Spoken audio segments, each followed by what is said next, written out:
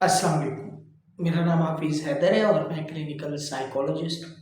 अच्छा ऐसे है कि जब जो है पेशेंट किसी भी साइकोलॉजिस्ट के पास जाता है ना, तो ये होता है कि जो है बहुत ज़्यादा फ़ोकस करंट सिम्पटम के ऊपर जो है किया जाता है कि जो अभी मौजूदा अलामतें हैं वो 2 दिन से हैं, 4 दिन से हैं, 10 दिन से हैं, 12 दिन से हैं, महीने से हैं।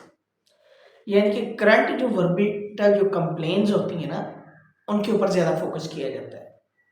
कि इन्हें जो है एज़ सून एज़ पॉसिबल जो है मिनिमाइज़ किया जाए। और बाद दफ़ा ये भी देखा गया है कि जो पास्ट प्रीवियस हिस्ट्री होती है ना, यानी कि जब से ये शुरू हुआ है, उसको जो है इग्नोर किया जाता है। लेकिन इग्नोर करने से ये होता है कि असल में वो जो ट्रिगर होता है ना, जब हमने सीबीटी को इम्प्लीमेंट करना होता है, हम उस ट्रिगर को आइडेंटिफ़ाई नहीं कर पाते। हम कॉग्निटिव डिस्टॉर्शन को सही तरह एनालाइज नहीं कर पाते। अगर एनालाइज हो भी जाएं तो जो है हम सीबीटी के अंदर उन चीज़ों को मिनिमाइज नहीं कर पाते। क्यों? हमारे पास इनफ नॉलेज ही नहीं है कि जो है जिसके बिहाफ पे जो है उन ट्रिगर्स को हम आइडेंटिफाई कर सकें।